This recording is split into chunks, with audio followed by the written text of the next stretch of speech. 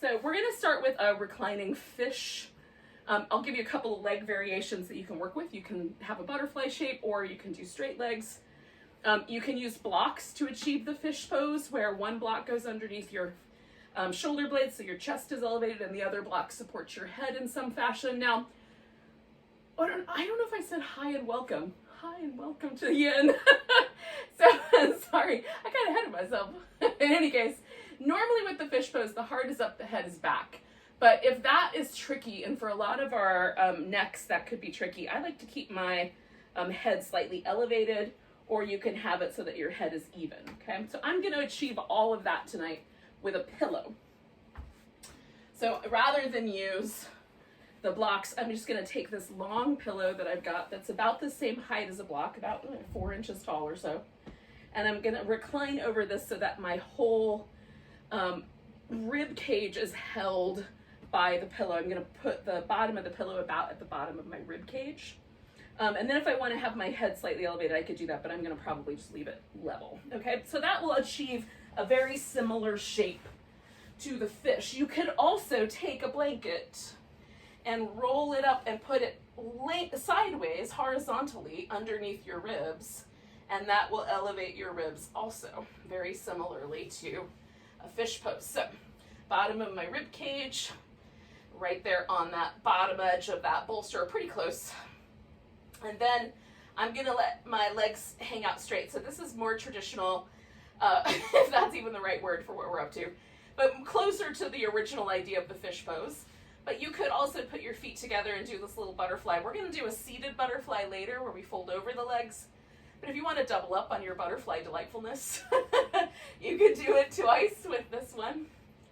So I'm gonna do straight legs because I know that butterfly is coming. And then you just want to make sure that whatever you've got under your back, that you're able to rest the arms in a way that's comfortable for your shoulders. So I like it when my elbows touch the floor. And if they don't, then I'll put like a little towel or blanket or block or something under my elbow. Today they do. And then with this little, it's almost like I'm in a cobra, right? It's a back bend of that nature, even though it's reclining, because the emphasis is more in this front part of the torso, a little more around my chest, collarbones, rib cage. So it feels a lot like a cobra. Ooh. And so once I've gotten myself settled, so there's no ouchy points. And for me, it takes about a minute of relaxing the body into a yin pose before I know for sure, yeah, that feels good, or not like that.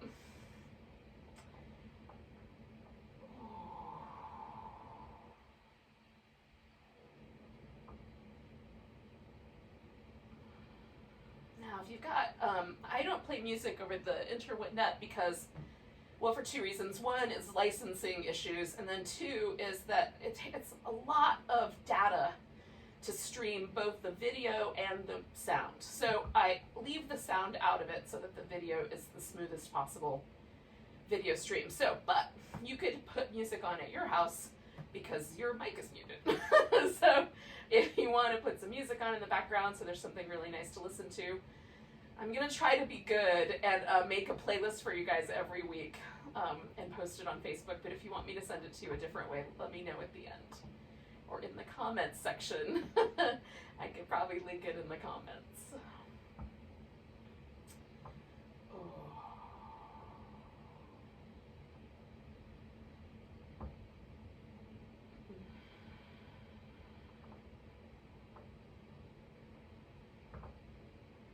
And then once you've gotten yourself settled into the pose, we really just try to let go. We're going to stay here for about another 2 minutes, a little bit more.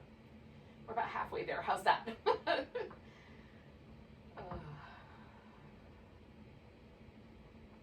just allowing yourself to be still, inviting stillness to occur without holding still. I don't know if that makes sense, but hopefully the subtleness of that notion, it comes through.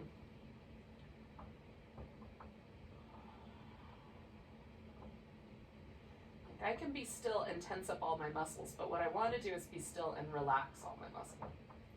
So that's the subtlety there.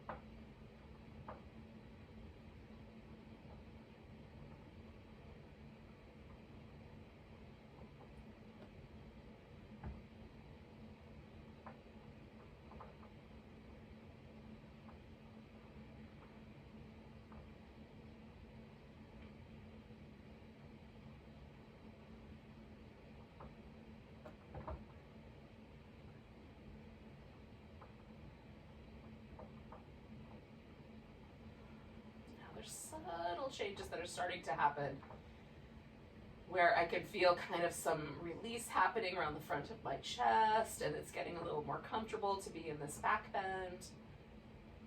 Those are the kinds of little markers that I look for when I'm crafting a practice for myself, and I'm the one in charge of the practice, and I'm the only one doing it. I just hang out with the yoga pose until I feel those shifts start to occur. And then I might stay a little longer, or I might recognize that as, oh, this is a good time to end this pose. So for our purposes, we're going to do 4 more breaths. And, when I started doing yin, I timed every pose, and then I started noticing these little markers. And so if I'm not doing yin for the purposes of other people joining me, I just let myself kind of hang out. And sometimes that means it's a really long pose, and sometimes it's a little shorter.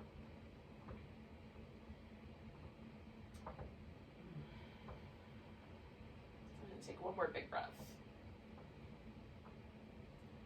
Now, I'm going to bring my feet in, and if you had your feet in the butterfly shape, you might bring the knees together. And then I'm just going to kind of lazy roll over to the side.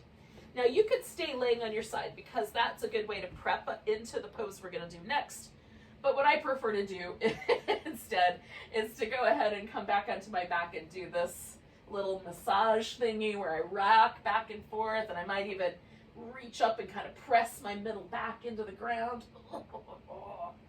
and try to rock on the muscle that lives right in between those shoulder blades. It's not an easy place for me to reach with my, I can use something behind my back, but it's nice to use the floor to kind of get a little movement, a little squishiness going in that muscle area.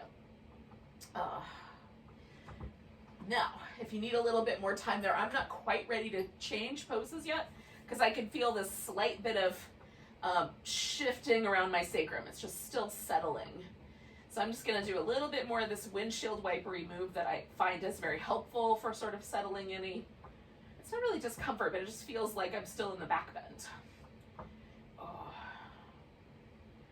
And then I pause again and just see if it feels like I've got like kind of neutral curves back in my back, and it does feel that way. All right, so we're going to roll onto our side for a moment to get this pose started. And I'm laying on my right side, so my left leg is the one that's on top. So I'm going to bring that guy over the top for now. And then I'm going to try to bring my right foot to my left hand. Now, I know that that's not going to work out because I have short arms and tight quads. So I am going to use a strap to hold my foot.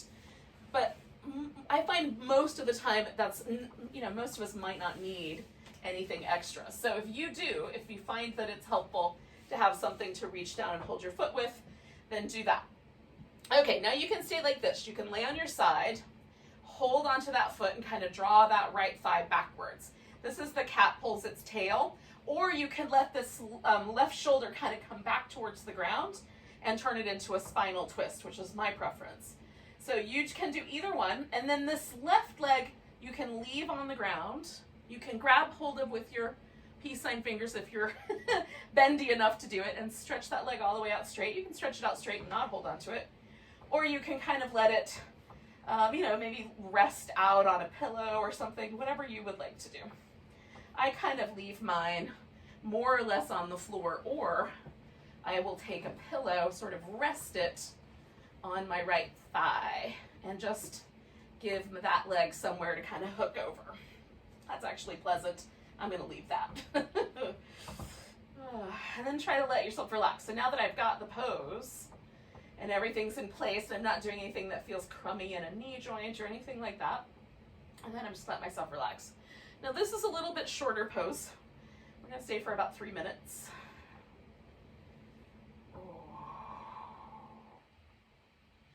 So the process with yin, in case this is your first time checking in with me on yin, most of you have been here before, but is assume the shape, whatever the shape is, whatever pose it is, assume that shape and see what happens. Add support or add props to make the shape possible, or to put the shape, you can flip the shape 90 degrees or 180 degrees and try it from different angles. To get the shape right. Then once you've got yourself in the shape, relax. Check in, modify it, and then do it again. Relax, check in.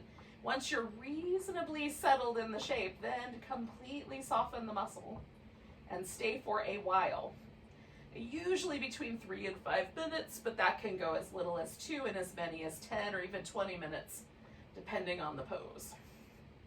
And then, once you've stayed for time, relaxing, breathing, hanging out with yourself, bringing your mind back when it travels to various countries and places and past thoughts and to-do lists and all that jazz, then we come out slow and we move around a little bit and then do the next pose. That's my process.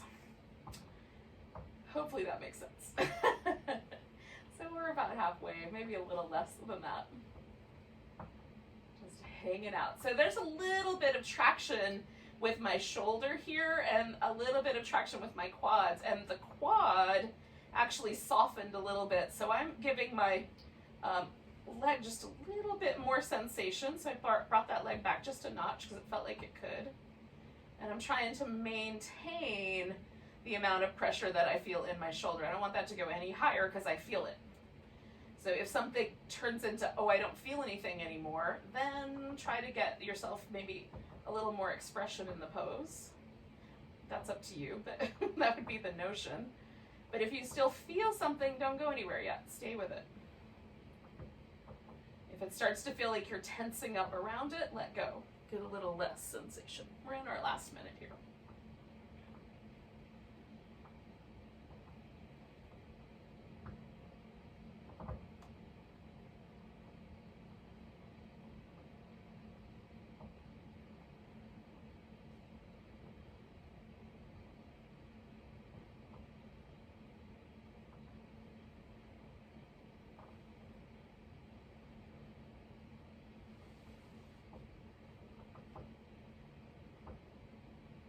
So we're going to take 2 more breaths, yogis.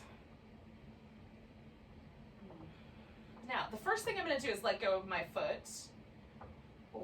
And then I'm going to unwind this top leg and bring it back. And as I'm doing that, I'm going to straighten my leg out on the bottom. Okay, now I'm coming back onto my back. You could just as easily roll onto your side. That could be the way that goes.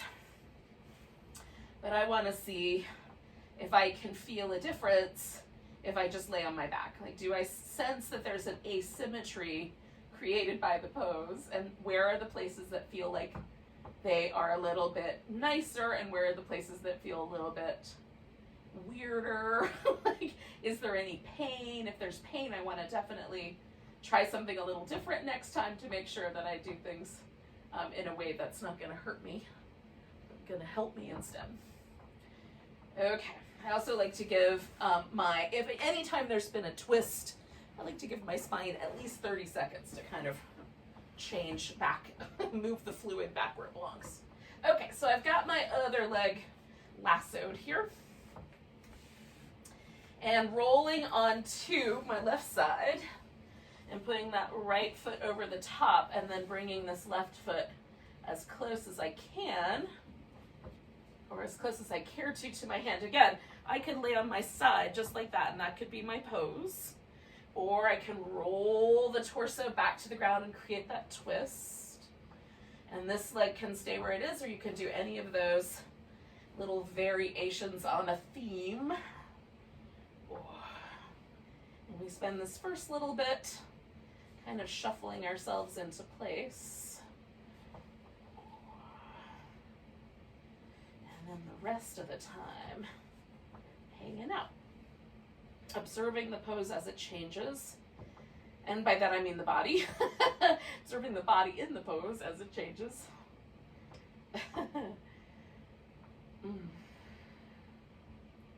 Getting really peaceful, getting really still. Inviting ourselves, like, there's nothing else we have to do right now. Like, we chose to come to yoga. We chose to put our mat down on the ground and get on it. So this is it. That's all we have to do. So allowing ourselves to just let go of the to-do list and all the other stuff that's going on, and the anguish and all of the other stuff. Like, it's not that this is an escape from all that, because that's all waiting for us. We're going to come back to it. But it does give us kind of a moment to pause and be present, to gain some clarity. And then we can go back to the things that we need to tackle in life. and tackle them from that place of like a little bit more clarity, a little bit more centeredness or groundedness, instead of whatever kind of gets stirred up in our heads or hearts. Not that there's not a place in life for being stirred up, there is. It's part of the human experience. Yoga is about diving into the human experience, but it does help to get quiet so that we can discern. See, there's this notion of discernment. It's called viveka, where we like try to apply, like, am I thinking this thought because that's what's really happening, or am I thinking this thought because I'm programmed to think this thought? See? Or I've been told that that's the way I should be thinking. It's just constantly coming back to the present moment. Coming back to the present moment helps us discern, like, what is really happening right in this moment? What makes the most sense? And right now, right in this moment, what's happening? I've got a pose that my body's doing. I've got some thoughts that are going through my brain that I'm trying to kind of let go of for now. And I'm going to let myself feel whatever emotions come up for me. That's just as if that's a weather pattern.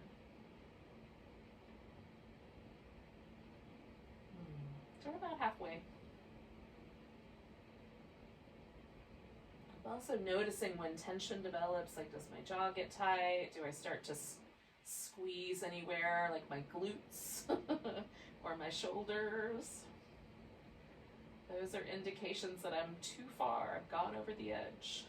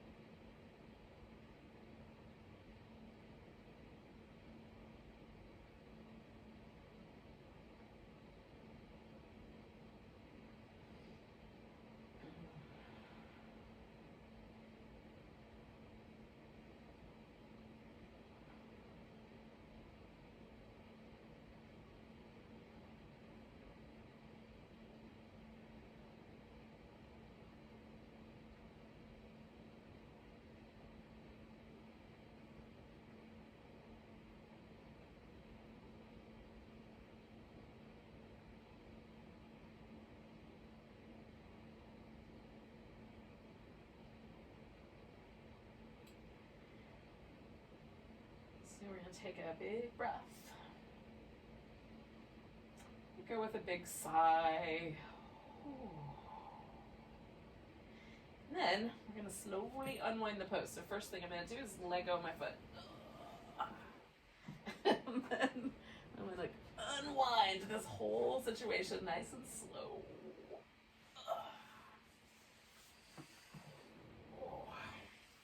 Now, this is the last pose that we're going to do on our back for now. At the very end, we'll do Shavasana maybe, or whatever pose you choose in that stead.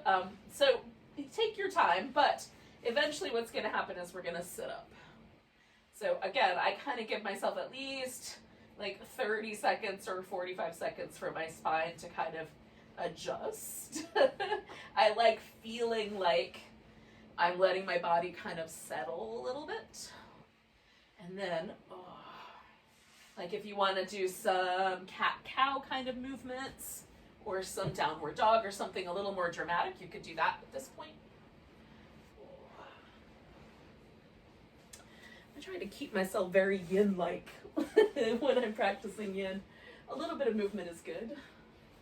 A lot of movement feels like, I'm pulling myself out of that really quiet space.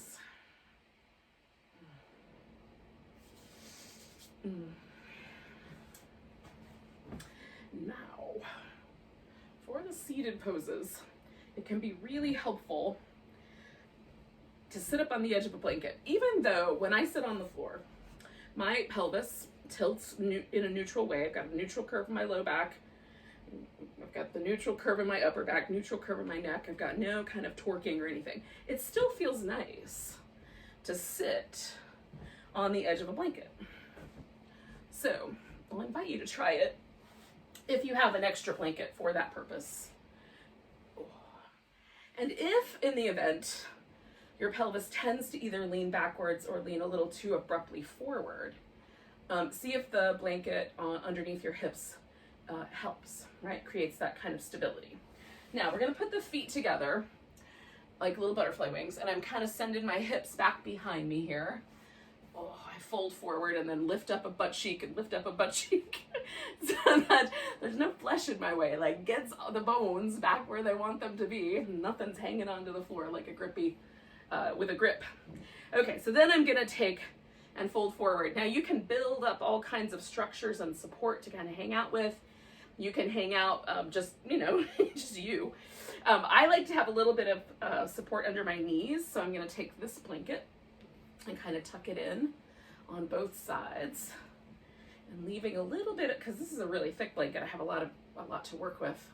So I can leave a little bit of it in the middle here and stack a pillow on top. And that gives me kind of a place to rest my forehead here. And you might have to build up, like I might need a little bit more of a stack or a little bit less. I can throw on a couple more pillows as needed. And so when you're ready, we're taking this little butterfly shape. Now, if you did the butterfly shape with your legs earlier, you might want to do like a slightly different version of it. Like the legs are farther out or closer in, just so that there's a slightly different option for you. But you don't have to. There's no wrong answers in yoga. This is one of the things I think that's important. What does happen are things you might want to avoid. Like, I don't like pain. So if something is sharp or shooting, or there's like a burning sensation or a sensation like of that something's being heated, not necessarily, like sometimes yoga poses have a kind of pleasant warmth to them, or they make my body feel a little bit warmer, like the movement pattern of some yoga practices warms my body. That's not what I'm talking about. But if you've ever had like a sensation, especially in a joint, where the joint is getting hot, sometimes I have that sensation in my hips if I'm going too far. That sensation I would avoid. And I would avoid anything that feels like little electrical tingly or pins and needles kinds of feelings that are really unusual. Okay? So if you don't normally get pins and needles in your fingers, then you're going to want to adjust the shoulder so that whatever nerve it is that we're pinching is not being pinched anymore, you know? So that's the sort of thing. Avoid pain, but otherwise we get to learn from any pose that we do. We're avoiding pain because that's a clear indication that we're doing damage. We're not here for damage.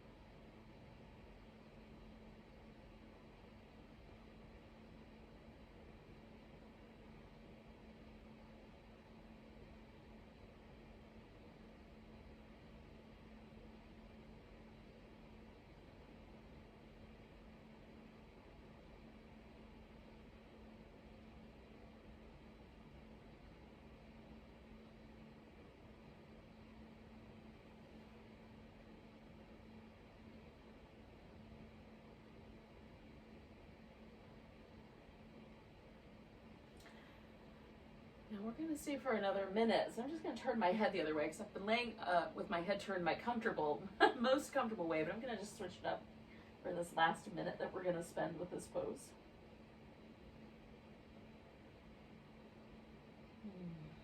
I I love forward bends because when you're breathing in a forward bend, the back of the body is where you feel the breath. I just think that's really fun. So maybe spend your last minute just kind of experiencing the breath in your back body.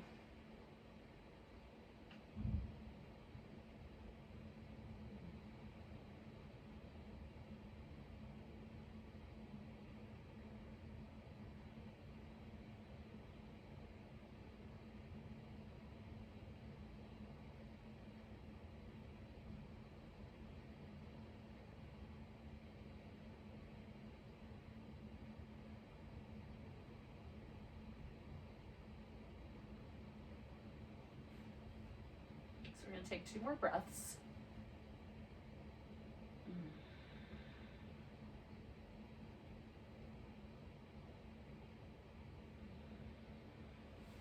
I'm going to come all the way up nice and slow and hang out for a second. Now, notice how this pose made you feel. Notice any sensations in your back, any sensations with your mind.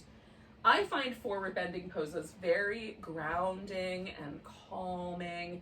They it almost feels like going into like a little pillow fort that I a little pillow fort of my mind.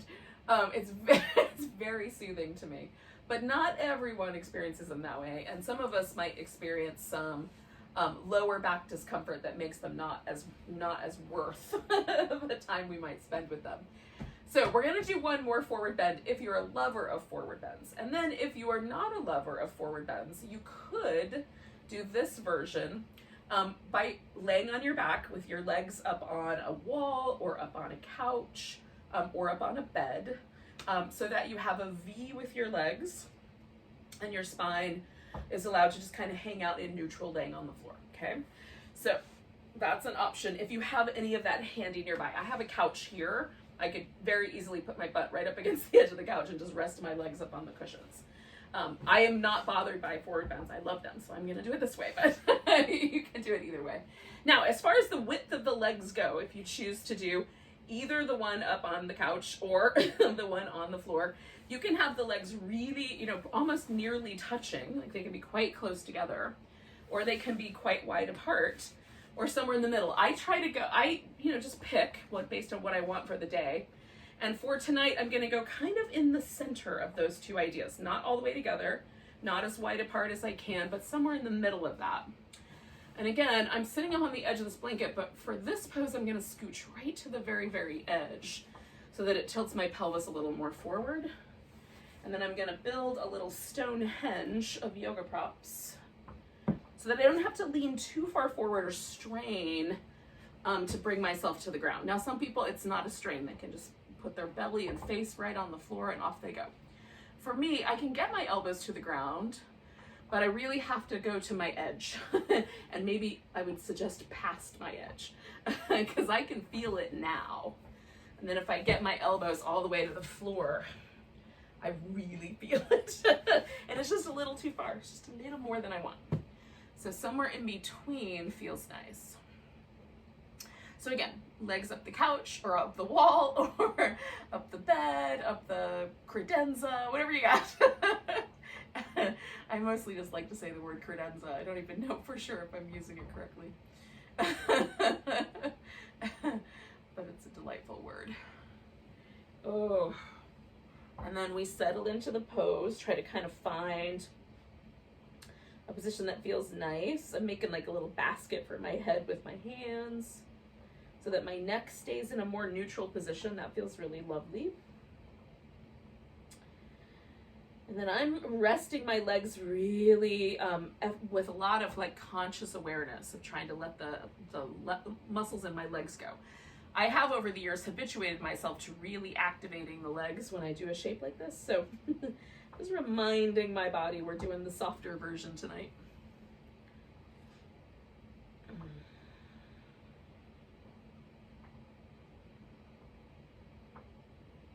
And again, once you get there, settle in, breathe, pay attention to the breath, the body, the space that you're in right now.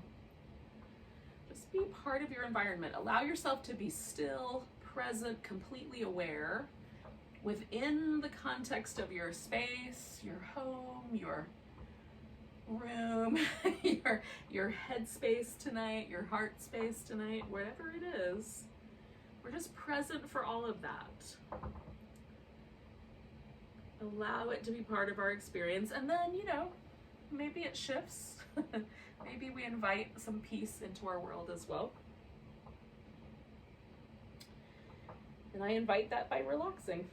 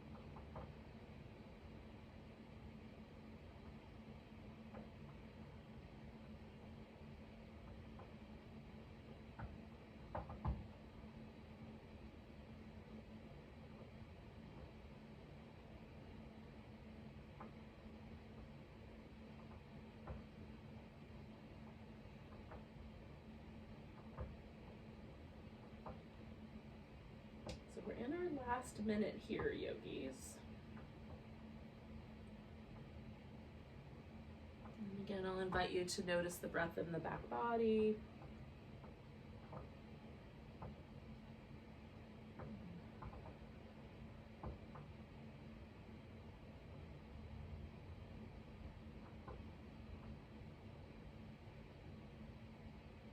If you're laying on the floor, breath might be more evident in the front of the body, and that's fine too.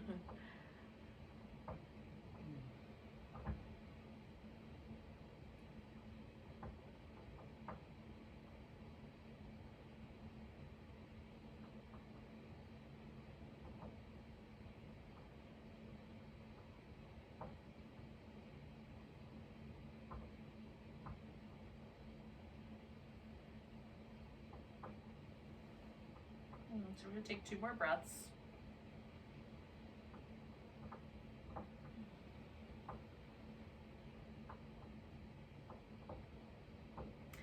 Now, if you're up the wall, you could on your exhale, bring your legs towards each other or up the couch. And then for those of us here, inhale, come all the way up. Lean back, bend your knees a bit. Oh, and then let yourself have a little bit of time to do some movement. Now, we're going to do a sequence where we're going to start laying on our side. So that's where we're going to wind up. But in the meantime, if you want to do a little bit of movement, you can. I've got to reorganize my props. So the way that I'm going to talk you through that, but keep going with whatever you want to do. So first I'm going to fold my thicker blanket up because I might want to put that under my head. So I'm going to set that off to the side. And then I'm going to use my thinner blanket as a padding for my greater trochanter. So you know this like bony protuberance that sticks out on the side of your femur bone? That guy, that's a greater trochanter, which is a cool name, I think, but in any case, like, trochanter is a fun word. Do you guys ever appreciate words just for the fun it is to make the sound in your mouth? Anyway, off on a tangent. What else is new? Now, we're gonna lay on our side over something. So I'm gonna use this pillow, but you can use a yoga block. Now, I'm gonna explain in general where to find this thing, but you're gonna know if you found it because there'll be a sensation. Somewhere between like the back of the armpit and about the middle of the rib cage, there is a trigger point for your subscapularis muscle, which is a muscle that lives under the scapula, shoulder blade. And it's part of the rotator cuff. And so when you hit a trigger point muscle, there is a sensation. So if I hit that with the block, even on my side that's not as not as intense. When I hit it on the right, it's really, really sensitive. I can feel it, like the block pressing on that spot is a lot of sensation. For me, it's sometimes so much sensation it almost makes me nauseous. So I'm cautious with trigger points because of that that experience. So I'm going to use something soft. But that's basically where I'm going to put my rib cage. I'm going to put my rib cage over this pillow in that general area, somewhere just south of my armpit, like about 4 inches or so down, and about between there and the middle of my ribs. I'm taking this blanket with me. Now, some people find, and sometimes I do this for this reason, that using something firm like the block, or like I have a big squishy ball that you can roll up. That I like that better than the block. But sometimes I do that on purpose because I've got sticky stuff going on in a shoulder, right? So it'll help release that pressure. So if when you lay down on your side, you feel really nauseous and uncomfortable, you might be hitting that trigger point and you might want something softer, okay? Or just more diffuse. All right, now that I've explained that, we're gonna lay over the object on our side, right? Now, if this is really, really uncomfortable for any reason, you can also do the banana pose. Lay on your back and just bend to your side, and you'll still get this kind of spine arrangement where the hip is lower, rib cage is up, head is lower, but you won't have the same trigger point potential. So if that sounds better to you, definitely do it. Now, I've taken my fluffy blanket, I've got my arm on the ground to act as a pillow, and then I'm putting the fluffy blanket on top. Some of you may find your shoulder would be happier with you if you had your arm to the side and you piled up the pillows however high you want them for your head. So whichever you think is better. I like the arm pillow. And then I take my legs and kind of stretch them out, lift the hips up just a little bit, and then I bend the bottom knee so that it sort of acts like a little tripod for my top leg. And that's how I get a little bit more stretch across my outer hip here without it being problematic. Now, as for this other arm, it can go over your head. It can go over your hip. It can go behind your back. Or you can put it up front and let it rest. You know, it's like I just like to hook mine usually into the side of my waist so that my shoulder's a little bit back, but it's not too aggressive. All right, so now that we're here, we're gonna stay a while. This one, about the same amount of time we stayed in our forward bending poses. A little in the 4.5 minute range. Oh.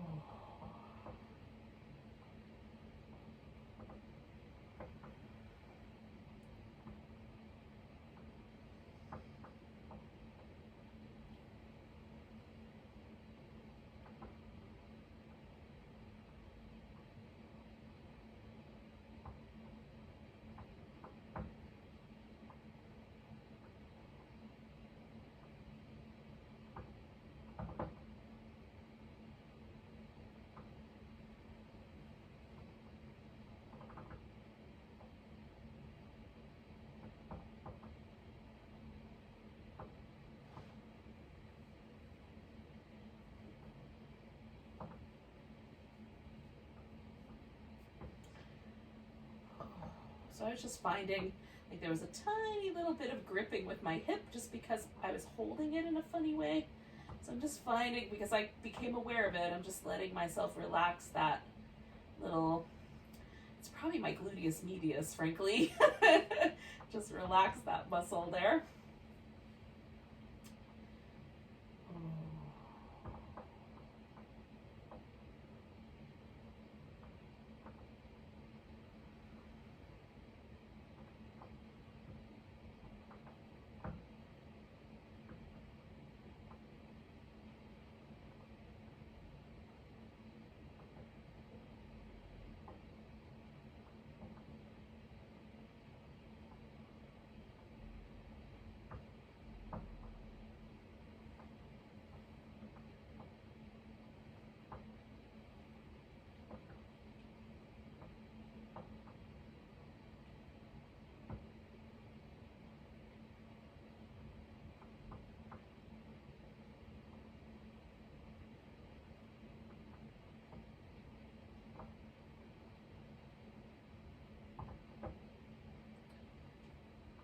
we're just hanging out. We're going to stay another minute or so.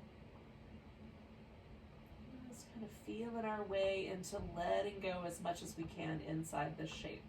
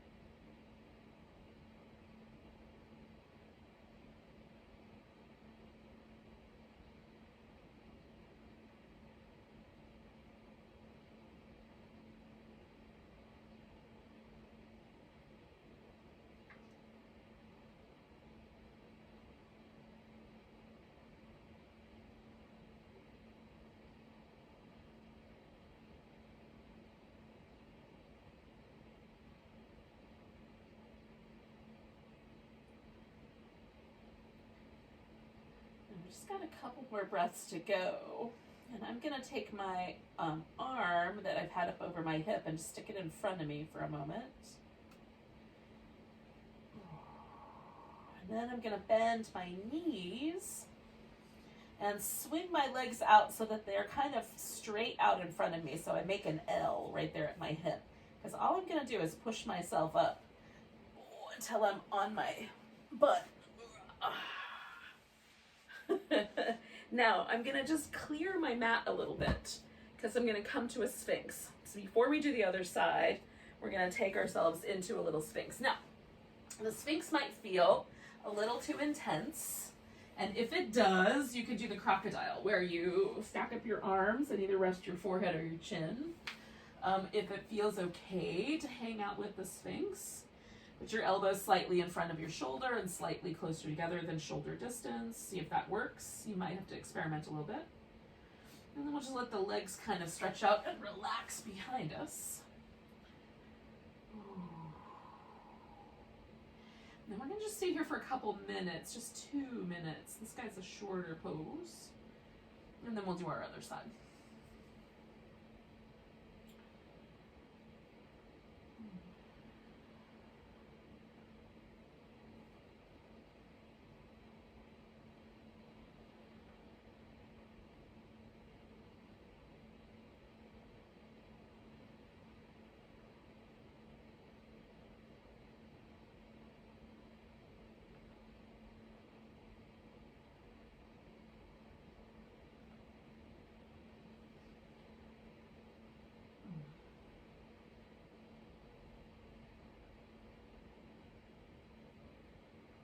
So again, I'm kind of making a little kickstand for my forehead out of my hands, just because it lets me really relax around the bottom of my, like these little muscles around the neck that kind of hold my skull onto my neck bones. It lets me relax those muscles.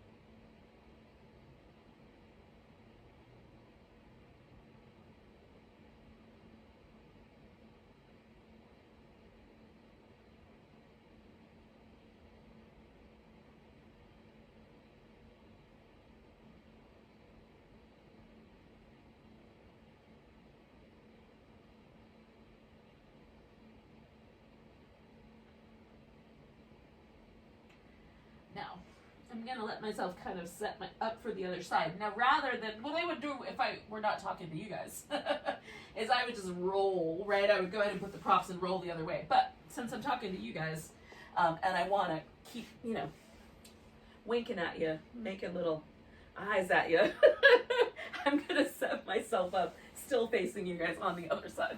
So we're going to do that other side leaning pose. Alrighty, so I'm going to put the pillow there. I'm going to try to get it pretty close to aimed in that sort of couple inches below my armpit, middle of my rib cage area. And again, for me, it helps to have like a little blanket, just because the space between my upper arm and my head is just a little too much, a little too deep for neck comfort. Now this side for me is way more sensitive, and even with the pillow, which is much softer than the block, I still can feel the pressure on that little trigger point. Now I'm gonna go with it because it might in fact help release some pressure that I've been experiencing in that shoulder lately.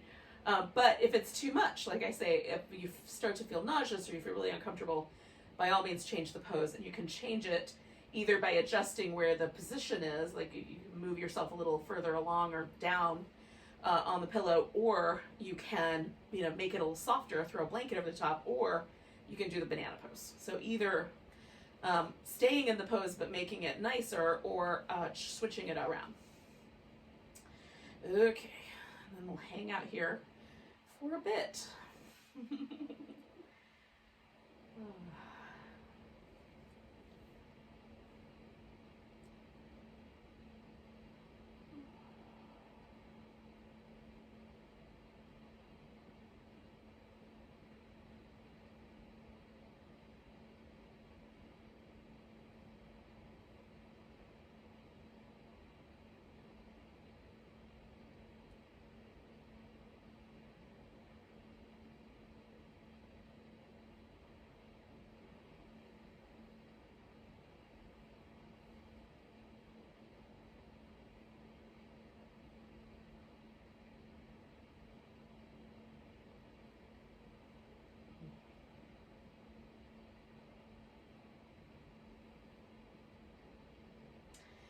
Now the intensity of that trigger point has softened, which I'm grateful for.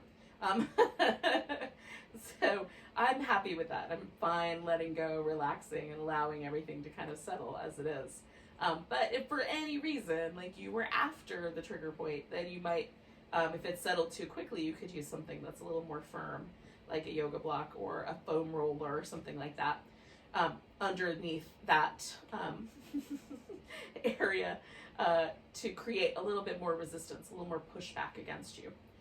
And it will continue to stimulate that trigger point a little more firmly. I am not a massage therapist, and so all of my experiments with trigger points, and there are other variations of that in the yoga world. There's marma point recognition, and sometimes they overlap. But in any case, I experiment with them, but I don't have a lot of outside of my own experience. I can't tell you everything about them. So if you're curious, what I'm suggesting is go seek out someone who does trigger point therapy, and find out a little bit more about how to tailor that to you.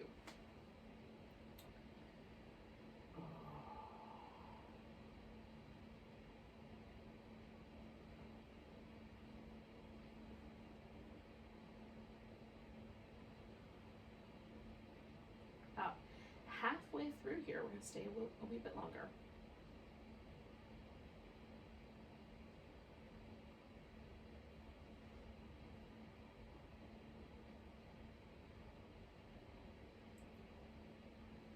Noticing just the tiniest bit of discomfort, so I'm going to take the edge of my blanket and tuck it under my wrist, and then come back and see if that's better. Yep.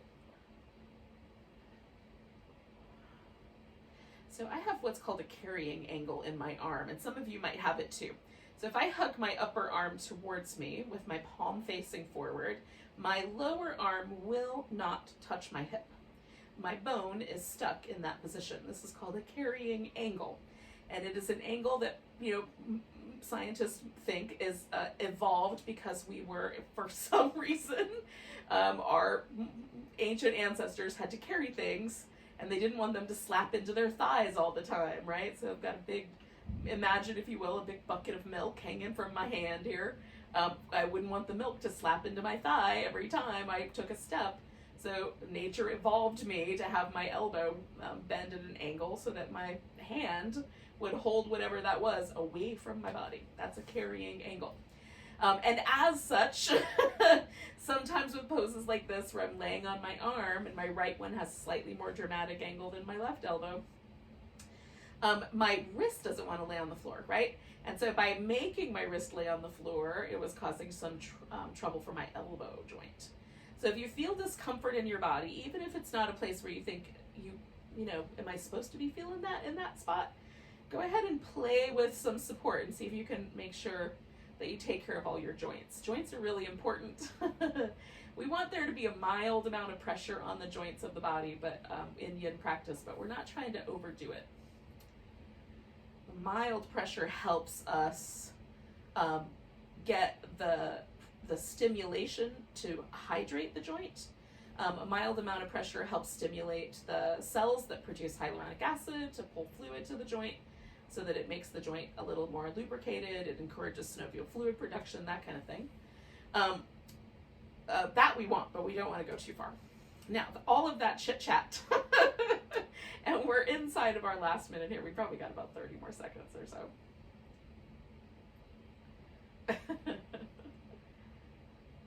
So we're going to take 3 breaths.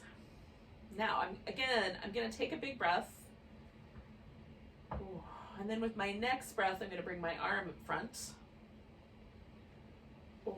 And then my legs up front. I'm going to take one more breath here. And then I'm going to kind of push myself up off my props so I can get them out of my way. Now.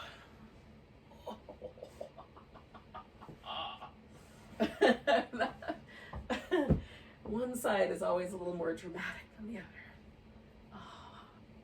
Now, I'm going to come back onto my belly, and I'm going to do a half frog on each side. That's going to be my final pose before Shavasana. Well, there'll be a half frog, and then a little in between, and then a half frog. So to do that, I'm going to lay on my belly, sort of in that sphinxy pose, but I'm going to eventually lose this. I'm going to take one leg and hike it up out to the side so that there's like a 90-degree angle at the knee-ish. You can have your toes tucked in a little bit more. And the thigh is high enough that I feel something interesting in the groin and inner thigh and hip, but I don't feel any pressure in my knee. And then I'm also going to bend this leg and hold on to that with my strap, sort of like I'm kind of coming around full circle towards the pose we did at the beginning where we were holding on to a foot. Again, you might be able to hold that foot without the strap, in which case, go for that. You don't have to use the strap if it's not necessary. All right, now, once I get myself back into this crazy position, then I'm going to use my pillow to sort of hold myself rather than try to hold myself in the Sphinx. I'm going to let the pillow kind of hold me in a crocodile. Oh, a crocodile frog.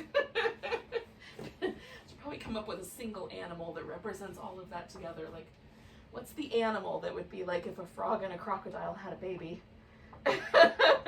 There's a snapping turtle, maybe? Oh, goodness. Anyway, you guys tell me what your opinion is later.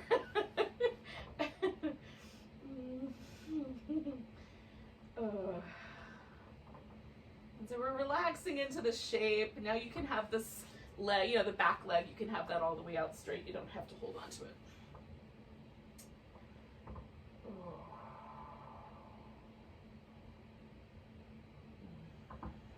Now the other alternative would be if you are just not really getting enough sensation for your satisfaction from this little arrangement, you could do a full frog for as long as you want to, and then do the Sphinx again. And that's certainly an option. if the half frog is just not your jam.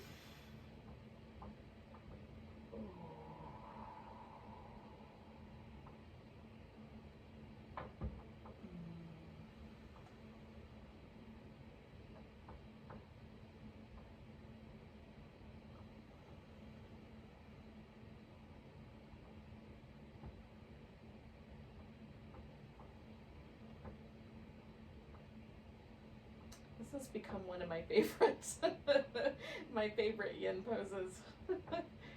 I would do it every single time if I didn't think you guys would get bored with me. I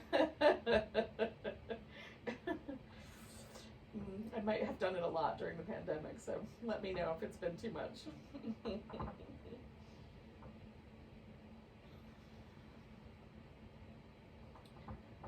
We're going to stay with this pose for about another minute.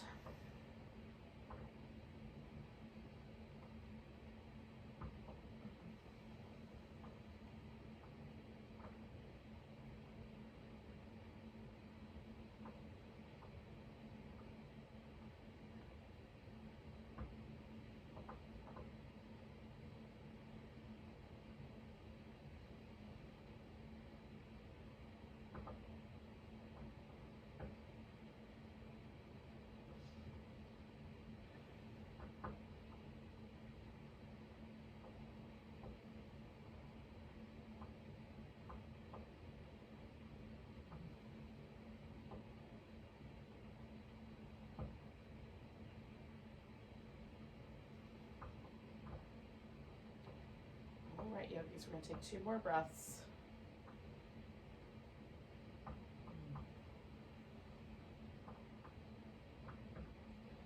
Now, I'm going to let go of my foot first, and then I'm going to lean and take that guy out of the picture.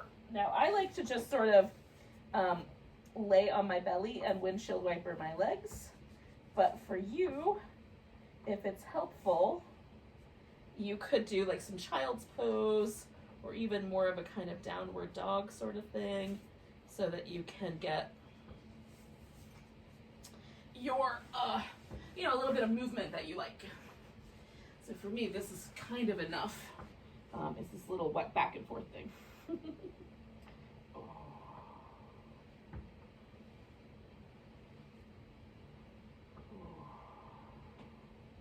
And again, I'm sort of waiting for that sense that there's sort of a sense of ease or a sense of like release or a little softening. Like when I feel that, then I know, I think I could probably go ahead and do the other side. So I've got my other foot in the loop and I'm sticking my little frog flipper out on the other side. I saw someone recently call this pose Spider-Man, which I thought was an interesting idea too. You guys tell me in the comments what you think is the right answer. If you have an opinion about it. For me, it's, it's fun just to have names, but a rose by any other name. Oh.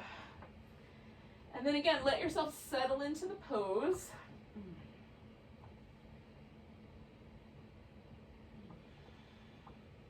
Whichever version you're doing.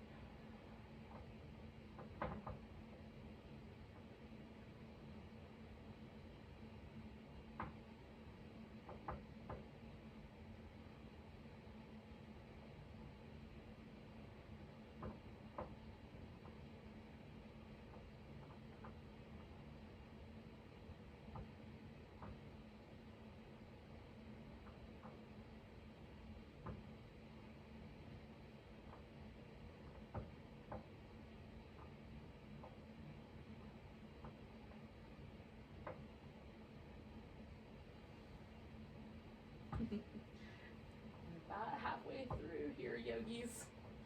Nice deep breaths.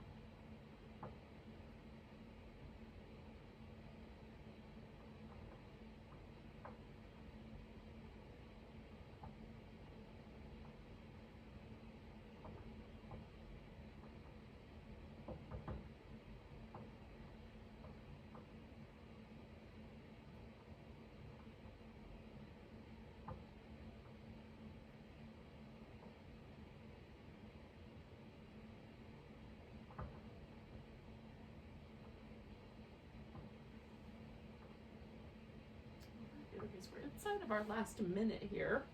And if, you know, for whatever reason you're like, I think I'm done, you can stop. Or we can just kind of settle in for this last little bit with each other. A few more breaths anyway.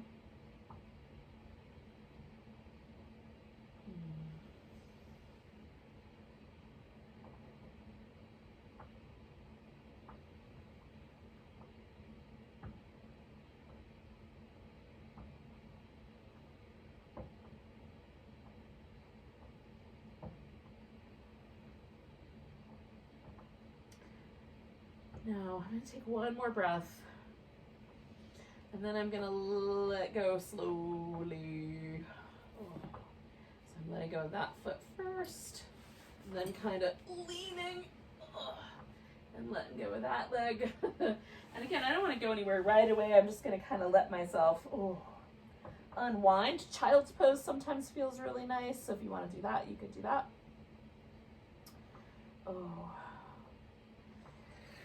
Now, you're going to come up with what you think is going to be kind of the best sort of final thing for yourself. You might want a little longer shavasana, so you do shavasana for twice as long. I am kind of feeling like a supported bridge pose. So I'm going to take this pillow and put it underneath my hips and set myself up for a supported bridge. You may want to do just lay on your back and hug your knees into your chest. Do a little kind of variation on happy baby pose. Or if legs up the wall sounded really good, but you didn't do it up at the beat in the middle when we were doing the forward bends, you could do legs up the wall or legs up a piece of furniture, whatever you got handy. So pick something like that you think kind of suits you. And do whatever that thing is. So I'm going to do the supported bridge. And then when I'm ready for shavasana, I just have to get the pillow out from underneath me and put it under my legs instead. So it's a little, it sets me up pretty nicely. And I've also put a blanket down here for my shoulders to rest on so that I've just got a little bit of softer surface to rest my shoulders on. Sometimes I'll throw the tiniest bit of support right underneath the curve of my neck. And so there's like a little bit of a cradle for my skull that keeps my neck in a fairly neutral position. So supported bridge kind of feels like it pushes my rib cage towards my neck. One way that I can modify that is by stretching one or both of my legs out, because that pulls the weight back away from my shoulders, and then it doesn't feel quite as much like I need that extra support. So I can do it this way. It's actually feeling pretty good tonight, so I'm going with this for now. But if you could kind of see it, like my feet are touching the ground, my shoulders are touching the ground, and there's enough room maybe for some teeny tiny trolls to live underneath my bridge here. Ferret-sized trolls. Or guinea pig-sized. Well, maybe not guinea pig-sized. Maybe hamster-sized trolls.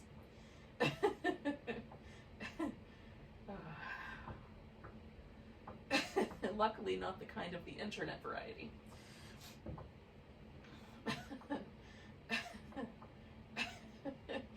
You ever crack yourselves up?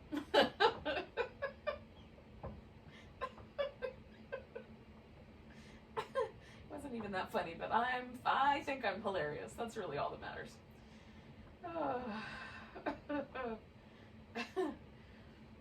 Hang out with me, yogis, if you're willing. So I'm going to stay with this pose for at least another minute, maybe two, and then I'm going to slip it into shavasana. And you can stay, again, you get to decide like how the transition goes.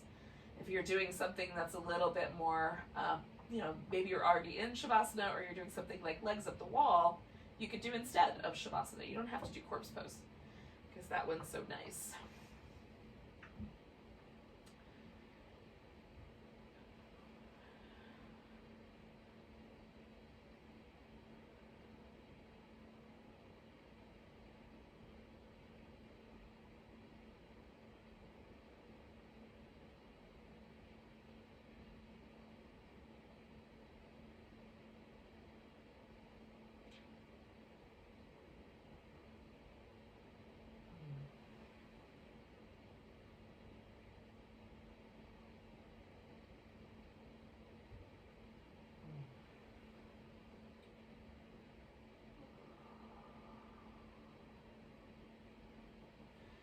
I'm going to start by putting my feet on the ground. This is going to be the beginning of my transition.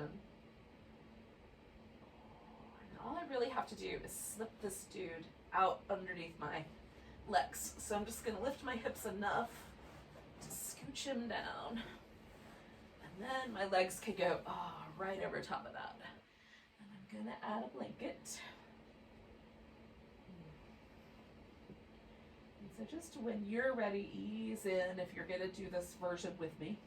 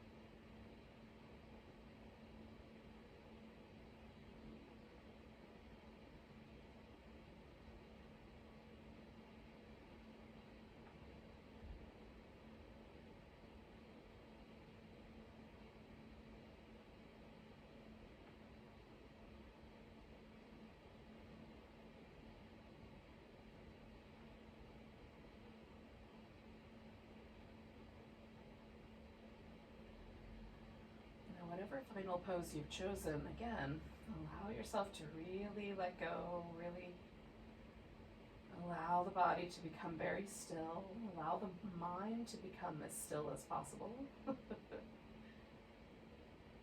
let your heart rest easy.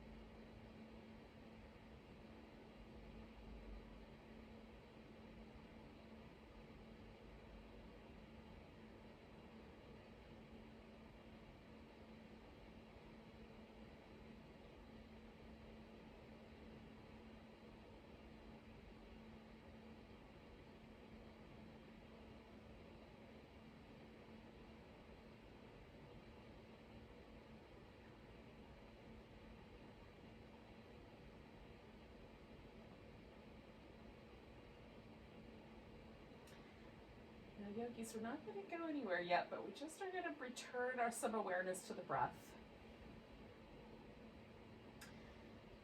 Notice your breath kind of deep in the body. So maybe below the navel, maybe you feel it in the pelvis itself, just as deep into that bottom half of the torso.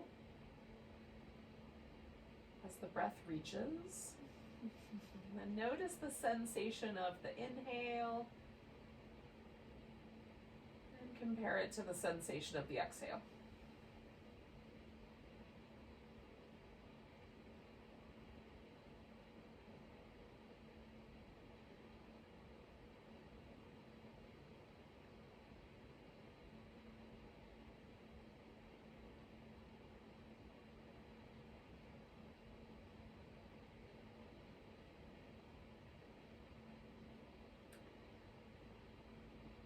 Then bring your attention to the movement of the rib cage. We're not really going to change the breath per se, but we're just going to pay attention now to where the ribs, the chest, and the upper back maybe respond to the breath.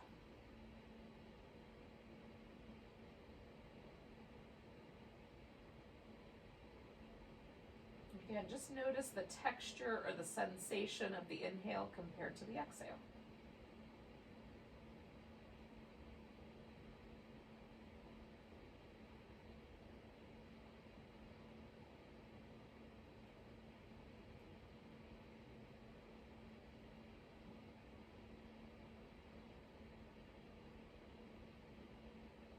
Lastly, bring your attention to the tips of the nostrils.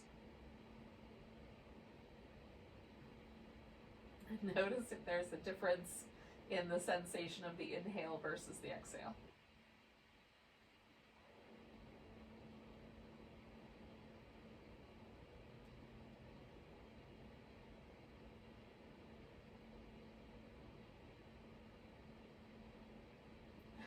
Then take a really big breath. You decide where to pay attention to it. Stretch a little bit. Curl up in a ball. You can wiggle your fingers and toes and wrist and ankles. Give yourself a little happy baby style back massage against the floor. And then when you're ready, come to a seated position. I'm not sure that I'm going to ever be ready to get out of this blanket tonight. So keep it just a little bit longer. Thank you so much for joining me for some yin. Let's take a big old breath together. Nice big inhale. Big sigh, or an om if you want.